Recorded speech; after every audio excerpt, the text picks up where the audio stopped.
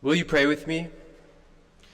May the words of my mouth and the meditations of all of our hearts be acceptable in your sight, O God, our rock and our Redeemer.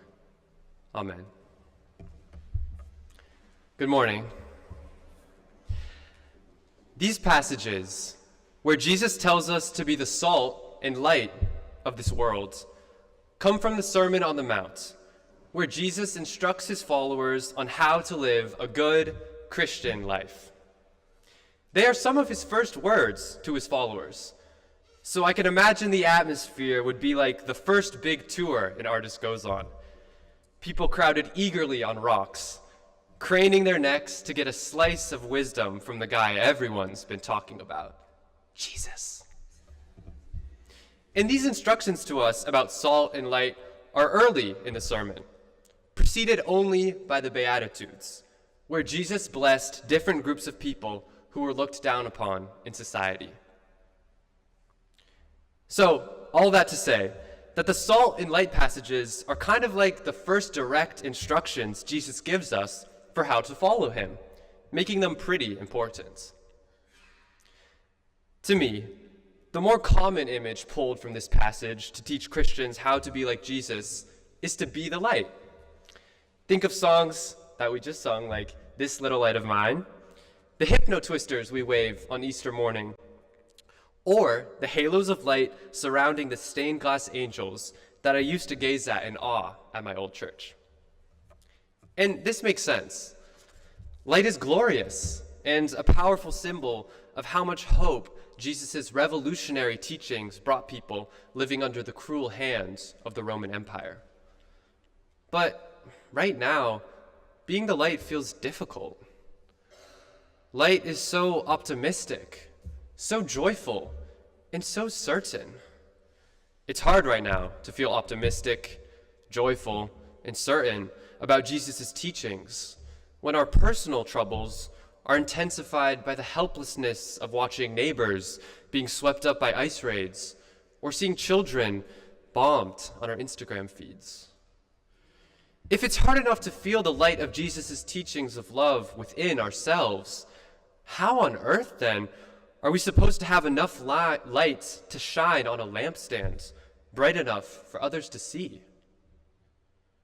That's why I get excited about the image that comes before the light passage, salt. Before telling us to be the light, Jesus tells us that we must be like salt, saying, "You are the salt of the earth. But if salt has lost its taste, how can its saltiness be restored? It is no longer good for anything, but is thrown out and trampled underfoot." I think that by clinging to this image, by trying to live like salt, we can learn how to embody the light during this season of life. First, Jesus tells us that we are the salt of the earth, and thus, like the earth, we are grounded and long-lasting. I think he is saying we must think of our faith in a similarly grounded, fortified way that can withstand difficult times like the present. Furthermore, salt is a preservative, especially in Jesus' time, before refrigeration. Salt was used to keep fish and other perishables from going bad by limiting the amount of water available for bacteria to grow. And even today, with refrigeration, salt preserves the flavor and life of a dish. So when Jesus calls us to be salt, he's telling us first that our faith must be grounded, and second, function like a preservative. We are the grounded preservers of Jesus' teachings. And this means molding our actions around them, even if we don't feel 100% confident about their power or see results quickly. Living like salt teaches us that following Jesus' beliefs expressed earlier in the Beatitudes is a long, often difficult path, but that we have a responsibility to stick with it. I think examining the Beatitudes helps us understand the idea that following Jesus is not a quick, glamorous path and may not lead to an instant gratification in our world. Jesus says that blessed are the poor in spirit, for theirs is the kingdom of heaven. Blessed are those who mourn, for they will be comforted. Blessed are the meek, for they will inherit the earth. Blessed are those who hunger and thirst for righteousness, for they will be filled. Blessed are the merciful, for they will receive mercy. Blessed are the pure in heart, for they will see God. Blessed are the peacemakers, for they will be called children of God. Blessed are those who are persecuted for the sake of righteousness, for theirs is the kingdom of heaven. It seems like all these groups that Jesus blessed are being punished right now. Working class Americans are facing cuts from Medicaid. Mourning families of children killed in school shootings have their cries for policy reform met with silence. Peacemakers calling for a ceasefire in Gaza or shedding light on the civil war in Sudan are being detained or silenced. But Jesus knew all this, and he still calls us to be these types of people. He is saying to all of us who want to follow him that doing so will not be an easy path, but it will be worth it. Because if we commit to preserving his teachings by embodying salt, we will ward off the bacteria, the evil forces in this world that are trying so hard right now to prove Jesus' ways as impossible. Let me tell you a story about how this idea of learning to live like salt has helped me embody the light this year. So, last year, I took a class with a teacher I loved. I learned so much from her teaching and appreciated how much she mentored me throughout the college process. And this year, I'm doing a fellowship run by that same teacher. But I began to disagree about how she discussed certain subjects. I felt like her decisions went against the principles of the fellowship. And when asked in a meeting to share my thoughts, I was respectfully honest, expressing that I felt we should speak out on this subject more, and it felt hypocritical of her to block us from doing so. She responded by shaming me in front of the class, saying I was being extremely disrespectful. Though she did apologize later in the meeting, I still felt humiliated, to be honest, and my trust in her basically evaporated. I'm sure many of you have experienced similar situations at work or in school, and you would know how tempting it was at that moment to either quit the fellowship in anger or to apologize and say she knew better and that I had been mistaken. Because doing so would have yielded approval, either from my friends for quitting in a dramatic fashion or from her for kowtowing. And I do tend to be very approval-oriented. But I had to remember what Jesus said in this passage.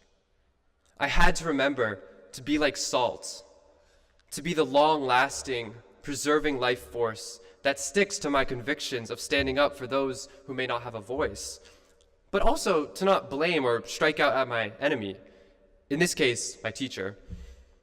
So I decided to stay in the fellowship and not be rude to my teacher, but to continue to voice my opinions and frustrations when I disagreed with her. I've fallen short for sure. Sometimes I find myself going out of my way to be extra agreeable to her, to try to please her, and sometimes I do complain about her to my peers. But the promise of a better world I can see within Jesus' teachings have helped me remain firm in my resolve to stick to his teachings, even when it was uncomfortable and there weren't visible changes. To me, these types of choices are what I've found it to mean to live saltily. Staying true to this grounded, long-lasting, and dependable path Jesus set out for us in the Beatitudes of embodying values that are not rewarded in this world, no matter if we feel excited about doing it or not. Jesus tells us that if we lose our saltiness, we aren't good for anything and will be trampled underfoot. To me, this part of the passage is not necessarily saying we will be banished to hell forever if we aren't 100% perfectly salty. But it is not a lighthearted instruction either. It's a pretty serious command he's giving us that we really need to stick to uplifting the groups highlighted earlier, or else we will lose our humanity, our saltiness, and risk widespread destruction. Undertaking this serious task of living a life as salt, of being the preservers and protectors of Jesus' revolutionary ways, can be kind of overwhelming and may seem hard to stick to as we enter the summer months, where we also, want to relax, have fun, and not think about anything too seriously. I know I'm feeling that, having just graduated from high school.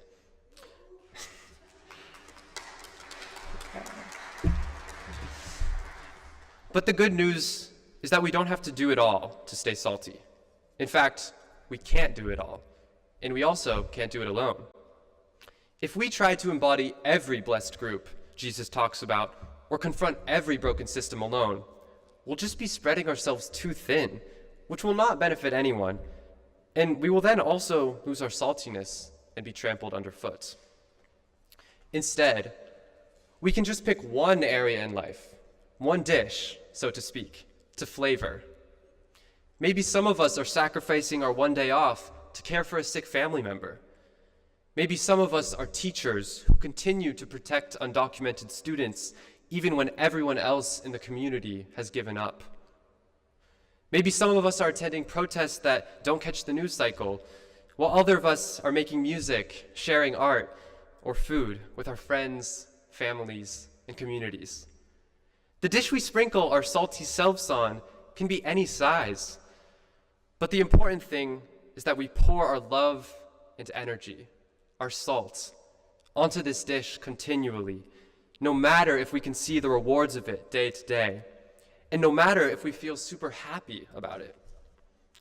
Living like salt, day in and day out, is the way I think we can start to embody the light. Because by modeling our daily actions around Jesus' selfless, inclusive humility and love, we will naturally radiate the light and power to take down systems of injustice. Old South, I hope we can take comfort in this salt metaphor, and that it can help us to embody the light that is so desperately needed today. We don't need to do it all. We don't need to salt every dish. But I hope we can pick one area of life in which we commit ourselves to being the preservers and protectors of the values Jesus preaches about in the Beatitudes, no matter how little results we get from day to day, no matter how exhausted or frustrated we might be. Because if we do this, if each of us walks this salty path, we will be able to form pillars of salt that shoot out radiant light. And then, surely, we will have the strength to build a beautiful world. Wouldn't that be delicious? Amen.